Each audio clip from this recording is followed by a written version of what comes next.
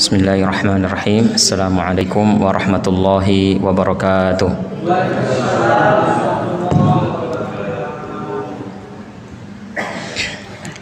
Alhamdulillahi rabbil alamin, wa bihi nasta'inu ala umuri dunya waddin.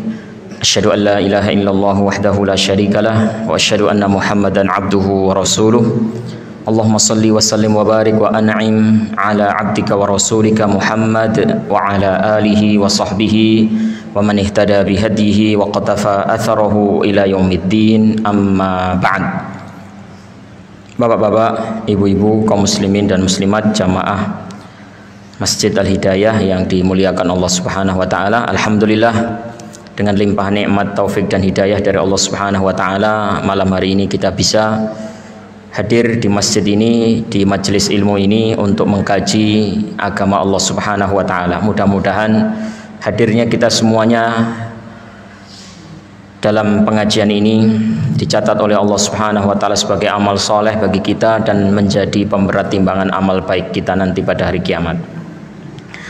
Salawat dan salam semoga senantiasa tercurah kepada Nabi kita, Rasul kita, imam dan panutan kita, Nabi Muhammad sallallahu alaihi wasallam, serta keluarga, para sahabat dan orang-orang yang mengikuti ajaran beliau, menghidupkan sunnah-sunnah beliau sampai hari kiamat.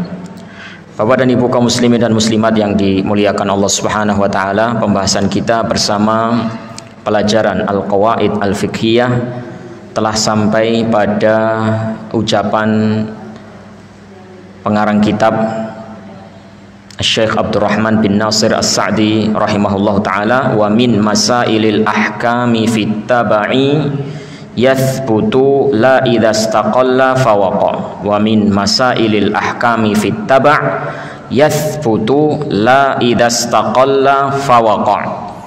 Dan diantara permasalahan-permasalahan hukum yang sifatnya menginduk kepada sesuatu itu yathbutu, ditetapkan, dibolehkan, dibenarkan di dalam syariat, tapi bukan jika perkara tersebut berdiri sendiri dan terjadi. Perkara-perkara yang sifatnya menginduk ke sesuatu yang lain itu di dalam syariat bisa jadi dibolehkan, dibenarkan, bukan jika perkara itu berdiri sendiri. Ini adalah bahasanya pengarang kitab, bahasa yang bersajak, bahasa bebasnya, dan itu yang lebih populer di kalangan para ulama adalah yathbutu taba'an ma la yathbutu istiqlalan. Sesuatu yang tidak boleh, tidak dibenarkan oleh syariat tatkala berdiri sendiri bisa jadi boleh jika dia itu menginduk ke sesuatu yang lain, nebeng ke sesuatu yang lain. Saya ulangi, yathbutu taba'an ma la yathbutu istiqlalan. Perkara syariat, saya ulangi, ma yathbutu taba'an ma la yathbutu istiqlalan. Sesuatu yang oleh syariat dibenarkan, dibolehkan, sesuatu yang oleh syariat tidak dibolehkan ketika berdiri sendiri bisa jadi boleh ketika dia itu menginduk ke sesuatu yang lain atau nebeng ke sesuatu yang lain. Jadi intinya Bapak dan Ibu yang dimuliakan Allah Subhanahu wa taala, syariat itu membedakan satu permasalahan yang sama tapi dia itu statusnya berbeda. Status ketika dia berdiri sendiri punya hukum sendiri, status ketika dia nebeng atau menginduk atau ikut ke sesuatu yang lain punya hukum sendiri. Fa inna minal ahkami asya' yakhtalif hukmuha fi halil infirad wa fi halit taba' li ghairiha falaha hukmun idzan faradat walaha hukmun idza taba'at ghairaha. Jadi hukum dari permasalahan-permasalahan itu berbeda ya, ketika dia berdiri sendiri dan ketika dia itu nebeng ketika dia itu menginduk, ikut ke sesuatu yang lain.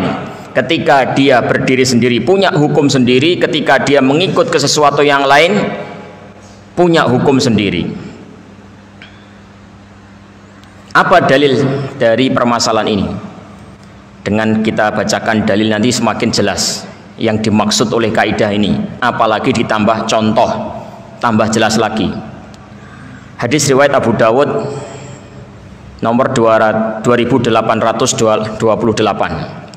bahwasanya Rasulullah Shallallahu Alaihi Wasallam bersabda, zakatul janin zakatu ummihi, zakatul janin zakatu ummihi. Sembelihan untuk janin itu ikut ke sembelihan induknya. Maksudnya apa Bapak dan Ibu? Jadi kalau kita menyembelih sapi dan ternyata sapi yang kita sembelih itu bunting, setelah dimutilasi, dibedah perutnya, ternyata ada janinnya. Janinnya mati. Kalau matinya sapi yang induk ini itu karena apa? Disembelih. Tapi matinya janin yang ada di dalam perut itu disembelih apa tidak? Tidak disembelih. Matinya itu bukan karena disembelih. Ya karena induknya mati, ya, saluran nafasnya terputus, maka janin yang ada di dalam juga ikut mati. Nah, seandainya janin ini adalah seekor hewan yang berdiri sendiri, terpisah dari induknya, dia mati tanpa disembelih itu haram hukumnya. Itu namanya apa? Bangkai. Ya, namanya bangkai. Hewan yang mati tanpa melalui proses penyembelihan syar'i, bangkai. Nah, tapi berhubung janin ini ikut ke induknya, induknya sudah disembelih, maka dia halal. Induknya disembelih, dia mati, janin ini ikut mati, maka dia statusnya adalah halal. Nah, jadi semakin jelas kaidah yang kita sebutkan tadi, sesuatu yang hukumnya tidak boleh kalau berdiri sendiri itu bisa boleh ketika dia menginduk ke sesuatu yang lain. Jadi janin tadi, yakni hewan itu, seekor hewan itu tidak bisa dimakan kalau tidak disembelih. Ya, kalau tidak melalui proses penyembelihan yang syar'i tidak bisa dimakan. Hukumnya haram, statusnya adalah bangkai, tidak bisa dimakan. Itu kalau berdiri sendiri. Tapi janin tadi beda hukumnya, halal, walaupun dia tidak disembelih, karena dia nebeng ke induknya, karena dia ikut ke induknya. Induknya sudah disembelih, sudah dia sudah teranggap tersembelih. Ya, dia sudah dianggap halal. Hadis yang berikutnya, dalil yang berikutnya, hadis riwayat Bukhari. Nah, Ani bin Umar qala nahan Nabi sallallahu alaihi wasallam an bai'i thamarah hatta yabduwa salahuha. Rasulullah sallallahu alaihi wasallam melarang menjual buah-buahan sampai benar-benar jelas kelayakannya untuk dikonsumsi. Ya. Mateng atau menjelang mateng. Bahasa sini apa Pak? Ada mentah, ada matang, ada tengah-tengah. Tidak mentah tapi juga belum matang. Kemampu. Nah, itu bahasa saya juga seperti itu. Sami berarti teng mriki. Nah, jadi tidak boleh menjual buah-buahan. Maksudnya jual buah-buahan yang ada di pohon, Pak. Kalau buah-buahan yang sudah dipetik, sudah dikeranjangi itu, nah, ya ini tidak masuk pembahasan kita. Ini buah-buahan yang masih di pohon itu tidak boleh dijual kecuali kalau sudah jelas ya kelayakannya untuk konsumsi, entah itu matang atau menjelang matang. Nah, kalau sebelum itu mentah, itu namanya apa di bahasa kita apa? Sistem ijon ya, nggih, ijon. Nah, baik, hadis ini belum bisa dijadikan dalil untuk kaidah ini, harus dipadukan dengan hadis yang lain. Man ba'a nakhlan faqad ubbirat fa thamaratuha lil bai' illa an yashtarital mubta'. Siapa yang menjual pohon kurma yang sudah dikawinkan, maka buahnya hasil panen dari pengawinan ini itu untuk penjual, kecuali kalau pembeli memasukkannya di dalam akad. Nah, pohon kurma itu rada aneh, gak iso kawin dewi, harus dikawinkan. Seperti apa kalau buah di Indonesia, Pak? Salak nih, tidak bisa kawin sendiri, harus dikawinkan. Ya, jadi kalau ada orang punya pohon kurma, kemudian dia mengawinkannya, habis dikawinkan itu nggak langsung matang begitu, Pak, ya, nggak langsung berbuah. Ya berarti ini masih mentah juga, ya. Jadi siapa yang menjual kurma yang sudah dikawinkan, maka nanti buah dari hasil pengawinan ini itu untuk si penjual, karena akadnya memang bukan akad jual beli buah, Pak. Akadnya itu bukan jual beli buah kurma, akadnya itu jual pohon kurma atau jual kebun kurma. Ini ada petani kurma yang mungkin sudah tidak bisa merawat kurmanya lagi, dijual. Nah, sebelum dijual itu dia sudah mengawinkannya. Nah, sekarang setelah dikawinkan dijual. Berarti akadnya bukan jual beli bukan jual beli buah, jual beli kebun kurma yang telah dikawinkan, tapi itu jelas masih mentah. Ya. Nah, nanti kalau berbuah, buahnya itu untuk si penjual. Buah yang saat itu saja, ya, habis itu nanti menjadi miliknya pembeli dan seterusnya, ya. Jadi hanya sekali panen itu saja, panen yang hasil dari perkawinan yang dia lakukan itu nanti menjadi milik dia, milik penjual. Nanti setelah itu menjadi miliknya pembeli, ya. Berarti Bapak dan Ibu, seperti ini, kecuali kalau pembeli memasukkannya dalam akad. Saya beli pohon kurma, tapi saya memasukkan sekaligus buah-buahnya sekaligus. Nah, itu boleh kalau dipersyaratkan. Aslinya miliknya penjual, tapi pembeli boleh mempersyaratkan atau memasukkannya dalam akad. Saya membeli kebun kurma kamu sekaligus buahnya yang panen sebentar lagi. Kalau kurma mungkin gambarannya kurang, kita ganti sendiri ke pohon yang ada di Indonesia. Misalnya ada orang petani tomat, tomat. Dia mau menjual tomatnya, mau menjual kebun tomat, ya, kebun tomat, bukan tomat, kebun tomat mau dia jual. Ketika dijual itu keadaan tomat itu masih mentah,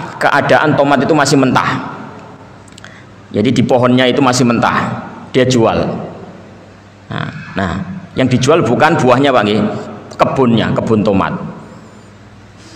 Nah, itu boleh. Pembeli itu mempersyaratkan, saya beli pohon kurma, kebun tomat kamu, nah, dan sekaligus buahnya. Jadi buah yang panen pertama ini sekaligus saya beli. Nah, itu boleh. Padahal kan mentah. Nah, gabungkan dengan hadis sebelumnya tadi, Rasulullah SAW melarang memperjualkan buah-buahan yang masih mentah di pohonnya sampai benar-benar jelas kelayakannya konsumsi. Nah, tapi ini dibolehkan. Apa bedanya kira-kira? Yang pertama adalah akadnya jual beli buah. Nggak boleh ketika mentah, itu nggak boleh jual beli buah yang ada di pohon dalam kondisi masih mentah. Nah, adapun yang kedua tadi itu yang akadnya bukan jual beli buah, jual beli kebun tomat. Walaupun di situ ada mentah, nggak masalah. Nah, jadi hukumnya berbeda. Padahal podo-podo mentahi. Yang membedakan adalah karena yang pertama, kasus pertama itu buahnya yang diperjualbelikan. Adapun kasus kedua yang diperjualbelikan itu adalah kebun tomat. Nah, tomatnya itu ngikut saja, ya, mengikut ke induk. Ini seandainya buah tomat ini dijual berdiri sendiri dalam kondisi mentah nggak boleh, Pak. Tapi berhubung akadnya itu adalah akad jual beli kebun tomat, maka boleh, ya, maka boleh menjual kebun tomat, dan tomatnya yang masih mentah sekalian dijual nggak apa-apa, ikut statusnya ikut saja. Jadi sesuatu yang aslinya tidak boleh jika berdiri sendiri bisa menjadi boleh ketika dia nebeng ke sesuatu yang lain atau menginduk ke sesuatu yang lain. Hadis berikutnya atau dalil berikutnya adalah idza ataitumus shalah famshu bisakinatin fama adraktum fasallu wa ma fatakum fa'atimmu. Apabila kalian pergi ke masjid untuk sholat, maka berjalanlah dengan penuh ketenangan, tidak usah terburu-buru. Jika kalian masbuk menangi imam dalam kondisi apapun, langsung susullah. Nanti yang kurang tinggal nambah. Apapun yang kalian jumpai dari kondisi imam, ikutilah. Imamnya sujud, sujud. Imamnya ruku, ruku. Takbiratul ihram, ruku. Takbiratul ihram, sujud. Nanti yang kurang tinggal menambah di belakang. Idza ataitumus shalah wa nahnu sujud fasjudu, kata Rasulullah dalam hadis lain begitu. Apabila kalian mendatangi kami, ya, dan kami sudah posisinya sudah sujud, maka kalian sujud. Ya, takbiratul ihram terus langsung sujud. Nah, saya mau tanya, ada nggak sholat yang kaifiyahnya begitu, takbiratul ihram langsung sujud? Aslinya kan nggak begitu, Pak. Aslinya ya takbiratul ihram, Allahu Akbar, baca Al-Fatihah, ya, istiftah, Al-Fatihah, kemudian surat-surat pendek, surat-surat panjang juga nggak apa-apa. Kemudian Allahu Akbar, ruku, sami Allah liman hamidah, i'tidal, Allahu Akbar, sujud. Nah, ini takbiratul ihram, Allahu Akbar, langsung sujud. Itu aslinya kan ibadah seperti itu kan nggak ada aslinya. Nah, tapi menjadi boleh karena apa? Dia ngikut ke imam. Nah, maka sesuatu yang aslinya itu tidak boleh ketika berdiri sendiri bisa menjadi boleh ketika dia nebeng, ketika dia menginduk ke sesuatu yang lain. Ya, sholat itu. Nah, kadang kita ini sholat maghrib, padahal maghrib itu hanya 2 tahiyat, Pak. Hanya 3 rakaat. Tapi ada orang sholat maghrib itu tahiyat 4 kali. Nah, mungkin panjenengan bertanya-tanya, sholat model apa ya? Sholatnya cuma 3 rakaat tapi tahiyatnya kok 4 kali. Dia datang ketika imam sudah posisi sujud tahiyat awal, sujud rakaat kedua, Pak. Sujud rakaat kedua. Nah, berarti nanti rakaat kedua ini dihitung nomor mboten karena menemui imam dalam posisi setelah ruku. Berarti nggak dihitung. Tapi dia ikut tahiyat. Dia ikut tahiyat awalnya imam, tapi ini tidak dihitung sebagai rakaat. Rakaat ketiga imam tahiyat, dia juga ikut tahiyat lagi. Nah, terus imam salam, dia nambahnya berapa? 2. Tambahan pertama pakai tahiyat awal karena ini masih rakaat kedua bagi dia. Nah, terus tambahan kedua tahiyat lagi. Loh, tahiyatnya 4 kali padahal sholatnya cuma 3 rakaat. Kan aneh.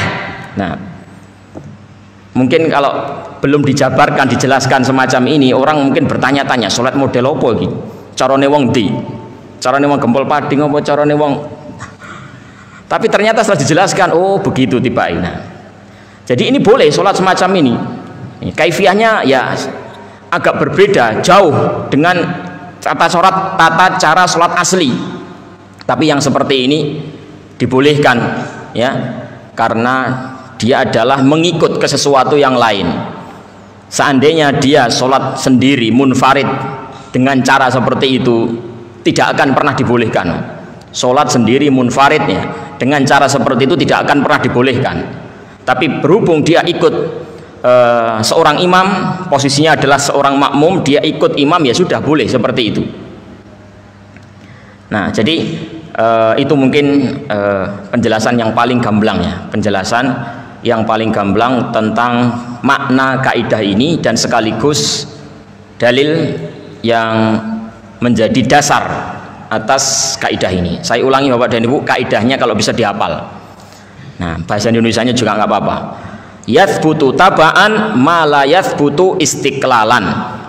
Yathbutu taba'an ma la yathbutu istiqlalan. Sesuatu yang tidak dibenarkan oleh syariat jika berdiri sendiri bisa boleh ketika dia menginduk ke sesuatu yang lain, nebeng ke sesuatu yang lain. Nah, siapa yang mencoba untuk mengulangi kalimat kaidah ini? Nah, silahkan, monggo Pak, gratis coba. Nah, sinten Pak? Bahasa Arab boleh, bahasa Indonesia boleh. Monggo Pak.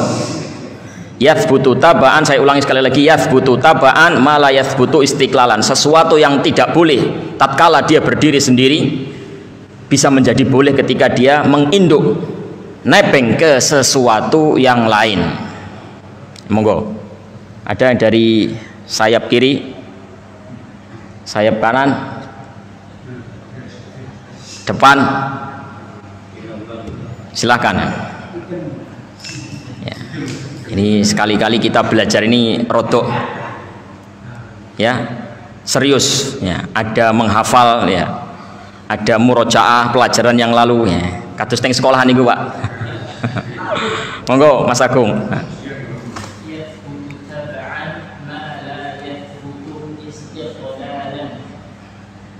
Oke, artinya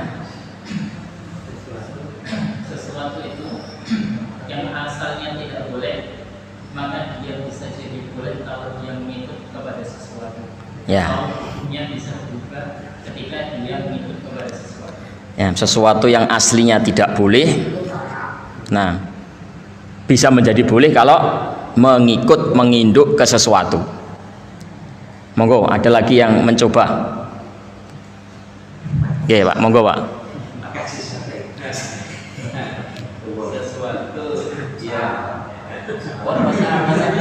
Mbok, nggih mboten napa-napa, monggo. Nah, sanes tiyang Arab nggih mboten napa-napa, bahasa Indonesia mah. Basa Jawa nggih mboten napa-napa.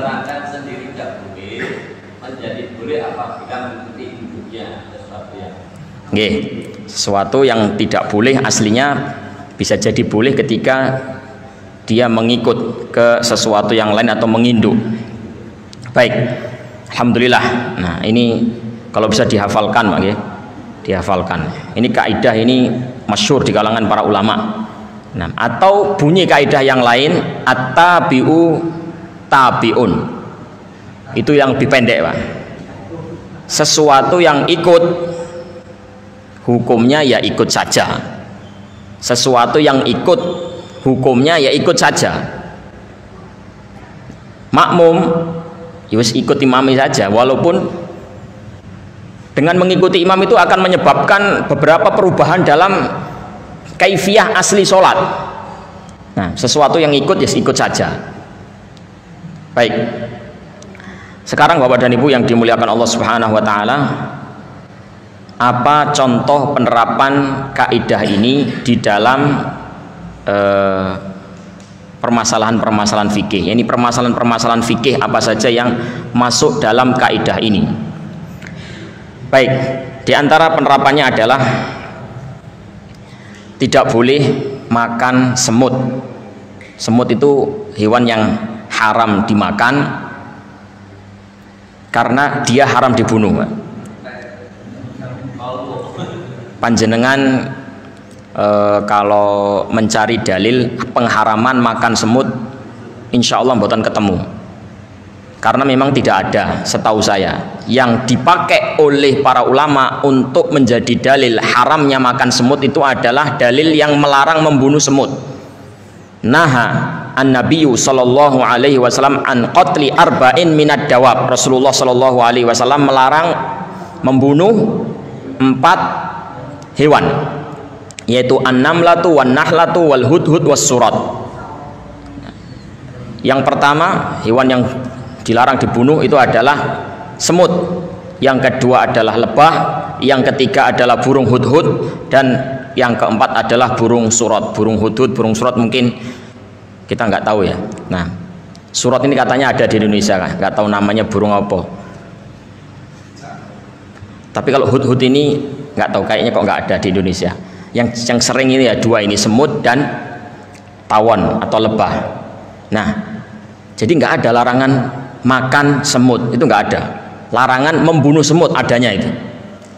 Nah, tapi para ulama, jumhur ulama berdalil dengan hadis ini bahwasanya semut itu nggak boleh dimakan, karena siapa yang memakannya pasti membunuhnya. Jadi makan dan membunuh itu dua perkara yang tidak bisa dipisahkan. Siapa memakan semut pasti membunuhnya. Wong tidak boleh dibunuh berarti nggak boleh makan, karena memakan sama dengan membunuh. Ya. Nah, jadi semut itu haram dimakan. Tapi panjenengan kalau makan sayur ketutan semut mboten napa-napa. Nah, panjenengan minum teh ketutan semut mboten napa-napa. Kenapa? Panjenengan tidak makan semut, tidak minum semut, tapi minum teh yang ketutan semut. Beda ya hukumnya. Makan semut tidak boleh, tapi makan sayur ketutan semut juga boleh. Nah, jadi yang nggak boleh itu panjenengan ngumpulkan semut kemudian dimasak, dibumboni, digoreng, nah itu nggak boleh. Tapi kalau masak, makan sayur, minum teh ketutan semut, nah maka itu tidak mengapa. Sengaja atau tidak sengaja. Nah, jadi tidak sengaja ya malah boleh. Kalau tidak sengaja, namanya juga nggak tahu. Nah, seandainya sengaja pun boleh, karena Anda tidak makan semut, Anda makan sayur yang ketutan semut, Anda tidak minum semut, jus semut tidak, tapi apa? Minum teh ketutan semut. Nah, berikutnya, contoh berikutnya, tidak boleh menjual janin yang masih ada di dalam perut induknya. Jual beli janin sapi misalnya. Jadi ada orang yang mungkin sudah tahu sapi itu bagus dan biasanya keturunan-keturunannya itu keturunan yang bagus. Sapinya bagus, gede dhuwur, ganteng gitu ya. Nah, kemudian kalau pas berketurunan gitu, nah hasil keturunannya itu bagus. Nah, maka ada orang yang karena sudah tahu kebiasaan sapi ini, ya dia berani membeli janinnya walaupun masih berada di perut. Sudah akad, sudah dibeli, deal. Ini tidak boleh, karena ini adalah jual beli gharar, jual beli spekulasi. Ya nanti kalau ternyata pas lahir benar seperti yang diharapkan, kalau enggak, nah kan rugi. Jadi tidak jelas. Nah, tapi boleh menjual janin, tapi boleh menjual sapi induk yang sedang bunting. Boleh. Jadi panjenengan misalnya punya sapi. Nah, sapinya hamil. Sapinya bunting. Biasanya kalau sapi itu tidak bunting, harganya misalnya 20 juta, anggaplah seperti itu. Berhubung ini bunting dihargai lebih. Pinten Pak? 22 juta misalnya. Nah, saya beli sapinya harganya berapa? Biasanya 20 juta, tapi ini berhubung dia sedang bunting 22 juta. Nah, berarti kan yang dijual apa di sini, Pak? Sapi induk dan ada janinnya juga, ada janin. Jadi dia menjual induk dan janin. Seperti ini tidak mengapa, karena janin itu hanya ikut saja. Janin ikut ke induknya, janin ikut ke induknya. Jadi kalau yang dijual itu hanya janin itu saja, masih di dalam perut, belum ketahuan jelas, itu tidak boleh jual beli gharar. Tapi ketika yang diperjualbelikan itu adalah induknya yang sedang bunting, janinnya sekaligus dihargai mboten napa-napa. Ya, 22 juta. 20 itu harganya induk, 2 juta itu harga janinnya. Nah, tidak mengapa seperti itu. Berikutnya, contoh berikutnya Bapak dan Ibu adalah asuransi ya. Nah, asuransi. Ini para ulama berbincang-bincang panjang tentang masalah asuransi ini. Nah, asuransi konvensional, asuransi komersial. Nah, banyak di antara mereka yang mengharamkan asuransi karena mengandung unsur gharar, spekulasi. Ya. Dari mana unsur spekulasinya? Spekulasi ini apa Pak? Nah, jadi untung rugi tidak jelas. Untung rugi tidak jelas. Nah, bejo-bejan. Kalau pas nasib mujur ya untung, kalau pas nasib lagi tidak mujur ya buntung. Ya ini untung buntung yang nggak jelas. Itu spekulasi. Sisi spekulasinya dari mana? Ya ini orang sudah membayar tiap bulan atau tiap berapa bulan begitu. Ya. Dengan janji dari pihak asuransi bahwasanya nanti kalau peserta yang bayar tiap bulan ini nanti terkena musibah, entah musibah kematian, entah musibah rumahnya kebakaran, atau musibah sepeda motornya hilang, itu akan mendapatkan santunan dari PT asuransi tadi. Walaupun dia baru ikut sebulan misalnya, baru bayar berapa? 100.000, motornya langsung hilang.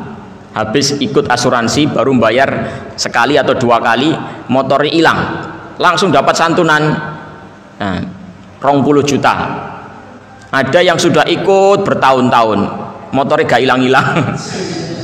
Nah, nggak dapat apa-apa, nggak dapat apa-apa. Makanya sebagian peserta, ini orang yang ikut asuransi itu dihilangkan, sengaja dihilangkan. Nah, sengaja punya sepeda motor sengaja dibakar. Nah, atau diberitakan hilang, nah, supaya dapat santunan asuransi. Nah, dari sisi itu. Nah, tapi Bapak dan Ibu yang dimuliakan Allah Subhanahu wa taala, para ulama membolehkan akad asuransi ini jika dia nebeng. Jika dia nebeng. Contohnya apa? Dalam kendaraan umum itu ada asuransinya. Panjenengan naik kereta api itu ada asuransi jasara harja nggih. Ada asuransi itu. Nah,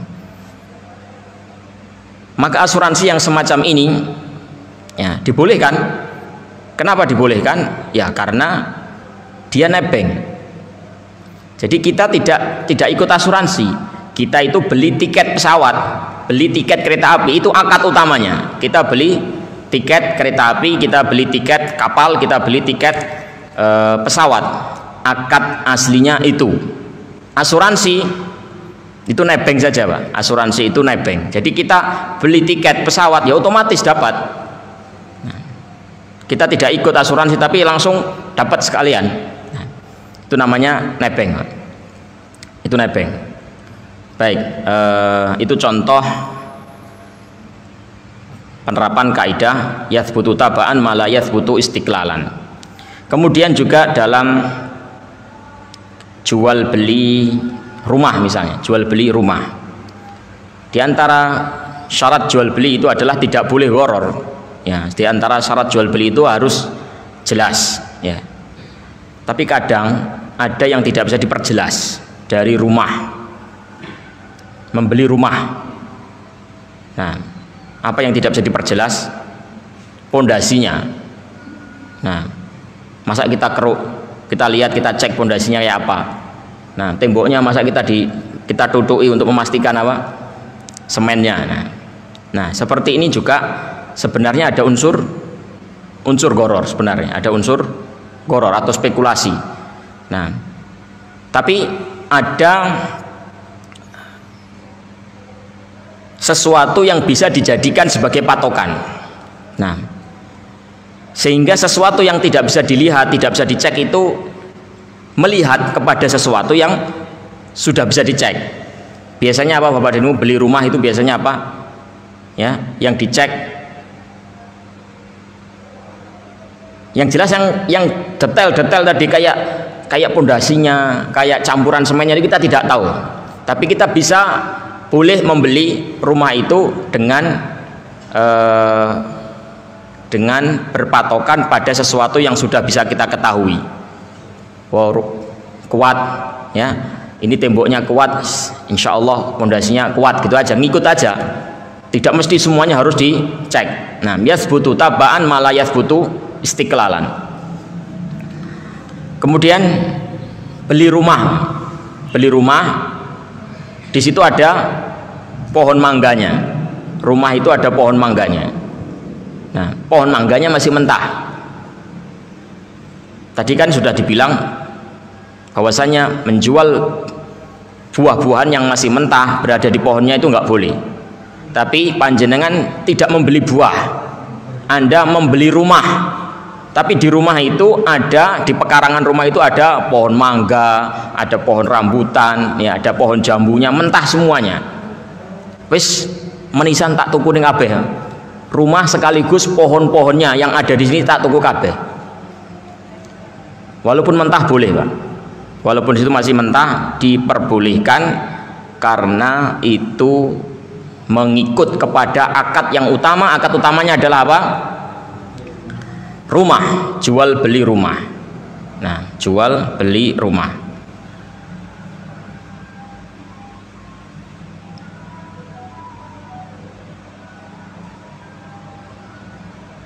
Berikutnya adalah makan buah-buahan yang di dalamnya ada hewan yang haram untuk dimakan. Napa Bapak dan Ibu? Set. Makan buah-buahan ketutan set. Nah, set itu kalau pendapat jumhur ulama dia termasuk khabith. Nah, napa bahasa di sini napa set nggih? Nah, belatung. Nah, jadi buah itu ada belatungnya. Itu sebenarnya belatung itu makanan haram. Nah, tidak boleh dimakan karena dia termasuk khabith menurut jumhur ulama, hewan yang menjijikkan.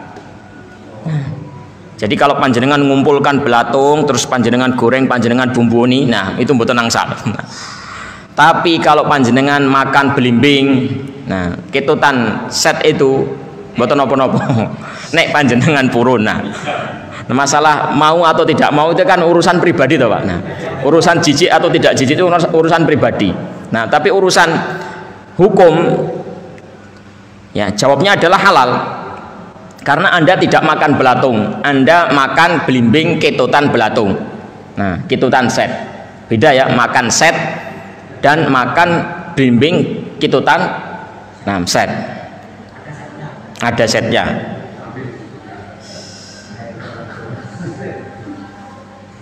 Baik. Faida syahadatil mar'ah annaha arda'atil mar'ah wa zawjaha in fasakhan nikah taba'an liqabuli qauliha fir radha'. Persaksian seorang wanita satu itu sebenarnya tidak boleh atau tidak sah, tidak diterima dalam banyak kasus, termasuk kasus tolak. Nah, kasus tolak, kasus perceraian. Nah, kasus perceraian sebagaimana nikah itu ada saksinya, maka perceraian juga dianjurkan untuk adanya persaksian. Persaksian dalam perceraian. Saksinya berapa? Sama kayak pernikahan. Nah, panjenengan riyen pas menikah saksine pinten? Nah, napa pas menikahkan putra-putra panjenengan berapa saksinya? Syahidani adlan, 2 orang laki-laki. Nah, saksinya 2 orang laki-laki. Nah, perempuan tidak memenuhi syarat. Nah, walaupun 2, apalagi 1. Nah, tapi Bapak dan Ibu, dalam hukum fikih itu ada persaksian dalam permasalahan persusuan. Persusuan itu bisa ditetapkan hanya dengan persaksian 1 orang wanita.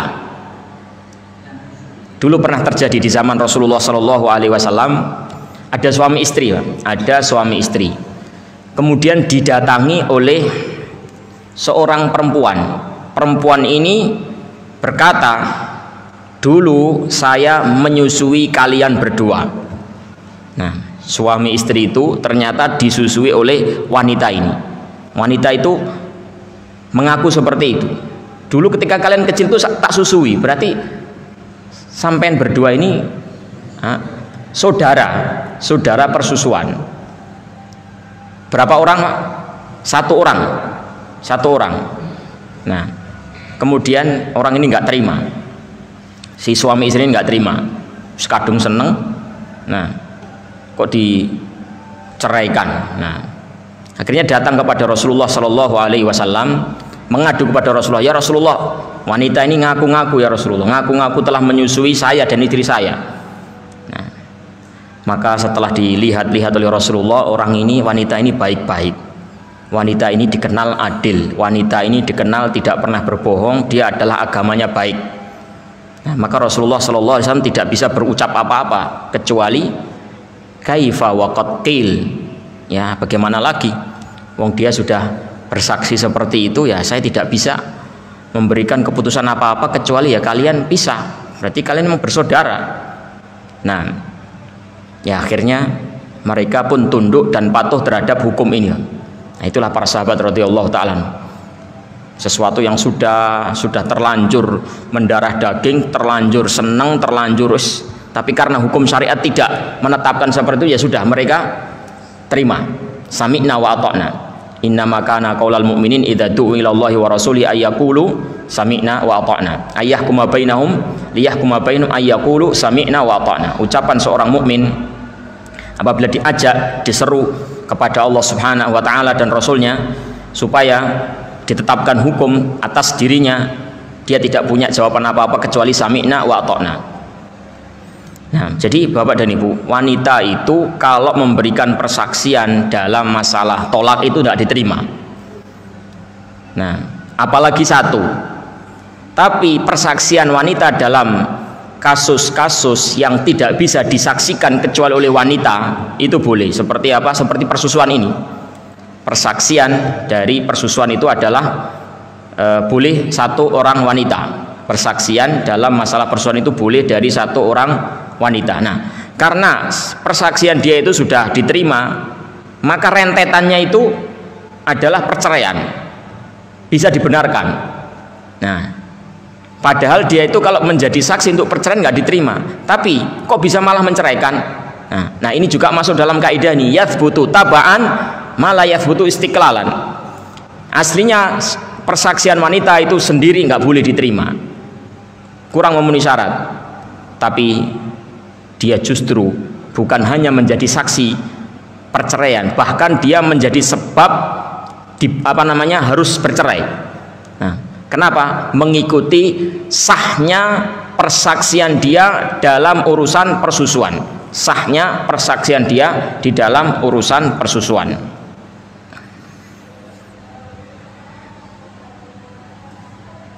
Baik, isanya jam berapa Bapak dari Ibu? Kurang 5 menit. Baik, kalau begitu kita cukupkan sampai di sini. Nah, tinggal 5 menit, barangkali ada yang ingin ditanyakan, saya persilahkan. Monggo Pak. Terima kasih terkait dengan masalah belatung. Belatung sama, tapi kita nggak boleh menjual. Oke. Tapi ada binatang yang makanannya itu belatung. Ada, sehingga ada orang yang jual belatung untuk memberi kebutuhan binatang. Katakan burung, ada punya makan belatung. Jadi gimana? Baik. Yang kedua, yang namanya saudara persusuan itu hanya anak yang disukati dengan yang pada saat itu supaya dia menyusui, atau mungkin dari saudaranya yang dari ibunya menyusui itu juga termasuk dari anak saudara persusuan. Kalau ada yang mengatakan seperti itu. Oke. Baik, yang pertama masalah belatung. Kalau versinya jumhur ulama, mayoritas ulama, belatung itu haram. Ya. Dan saya yang saya contohkan itu versi jumhur ulama. Nah, sekarang adakah di antara ulama yang membolehkan? Jawabnya ada. Nah, Imam Malik memiliki pendapat boleh, karena tidak ada dalil pengharamannya dari Al-Quran secara jelas. Nah, Itu dalilnya Imam Malik. Kalau dalilnya jumhur, wa yuhillu lahumut thayyibat wa yuharrimu alaihimul khaba'ith. Rasulullah itu datang untuk menghalalkan yang baik-baik dan mengharamkan yang jelek-jelek, menjijikkan. Nah, menjijikkan ini ditafsirkan sendiri oleh jumhur, hewan-hewan apa saja yang secara tabiat manusia saat turunnya ayat itu menjijikkan, maka dia haram. Ini perkataan jumhur seperti itu. Nah, kedua, hewan itu bisa menjadi baik, halalan thayyiban itu dengan disembelih. Syaratnya hewan itu bisa menjadi halal kan disembelih dulu, Pak Den. Sapi nggak bisa dimakan kalau nggak disembelih dulu. Nah, dia haram menjadi halal setelah disembelih. Nah, apa hukumnya kambing? Haram, bisa jadi halal kalau disembelih. Nah, kalau ditabrak motor nggak halal. Nah, sekarang belatung nggak bisa disembelih. Nah, belatung nggak bisa disembelih. Nah, maka dia menjadi apa? Haram karena tidak bisa disembelih. Padahal syaratnya hewan bisa halal itu disembelih. Itu dalil jumhur. Dalil Imam Malik apa? Satu, khabith atau menjijikkan. Nah, yang dimaksud khabith itu adalah hewan-hewan yang langsung disebutkan namanya dalam Quran. Khabith itu ya babi, khabith itu ya bangkai, khabith itu ya hewan yang disembelih tanpa menyebut nama Allah. Nah, jadi yang disebutkan dalam Al-Quran itulah khabith. Jadi khabith itu bukan memunculkan hukum baru. Status jijik itu bukan memunculkan hukum baru, tapi dia hanya mensifati hewan-hewan yang sudah disebutkan dalam Al-Quran, hewan-hewan yang memang sudah disebutkan, yaitu maksudnya babi, ya, bangkai, itulah darah yang mengalir, didih ya. Nah, itu adalah sifat dari binatang-binatang atau makanan-makanan yang sudah disebutkan langsung secara namanya oleh Al-Quran. Karena kalau khabith itu ditafsirkan, maka ini tafsirannya bisa rancu. Menurut saya khabith, menurut panjenengan tidak. Nah, menurut saya menjijikkan, menurut panjenengan tidak. Ini akan menyebabkan kerancuan hukum yang susah untuk diusut. Pendapat Imam Malik seperti itu. Kedua, belatung itu memang tidak disembelih dan tidak mengapa, tidak melalui proses penyembelihan karena dia tidak memiliki darah yang mengalir. Illah, tujuan penyembelihan itu untuk mengalirkan darah, ya, mengalirkan darah. Jadi kenapa hewan itu disembelih? Supaya darahnya mengalir. Itu yang menyebabkan hewan itu menjadi halalan thayyiban, baik. Nah, belatung nggak punya apa? Tidak punya darah mengalir, maka tidak ada syarat disembelih. Wallahu alam. Ini saya sendiri secara pribadi, Bapak dan Ibu, kalau masalah pengamalan, saya memilih mengamalkan jumhur. Tapi ketika menghukumi, untuk kehati-hatian, kita tidak mengharamkan sesuatu yang sifatnya tidak disebutkan namanya secara jelas. Jadi pendapatnya Imam Malik itu berhati-hati dari sisi pemberian fatwa. Ini pemberian fatwa yang berhati-hati itu model Imam Malik, tidak terburu-buru mengharamkan. Tapi sebagai masyarakat yang menerima fatwa, amalan yang paling berhati-hati itu adalah mengikuti jumhur, yaitu kita tidak memakan belatung, tidak memakan hewan-hewan yang menurut jumhur ulama itu adalah khabith. Nah, wallahu alam, saya sendiri berpegang seperti itu. Jadi kalau ada orang bertanya, insya Allah ya boleh. Nah, tapi saya sendiri nggak makan. Untuk pengamalan saya nggak. Urusan jijik itu urusan pribadi-pribadi, Pak. Urusan jijik itu urusan pribadi. Ada orang jijik, ada orang enggak. Nah, dan ini banyak, Bapak Ibu. Ada bekicot, ada cacing, ada yang dijadikan kapsul itu ya. Nah, itu urusan pribadi-pribadi. Tapi kalau saya sendiri mengamalkan tidak memakan. Nah, wallahu alam, itu yang pertama. Yang kedua, ma yahrumu minan nasab ma yahrumu minar radha'ah.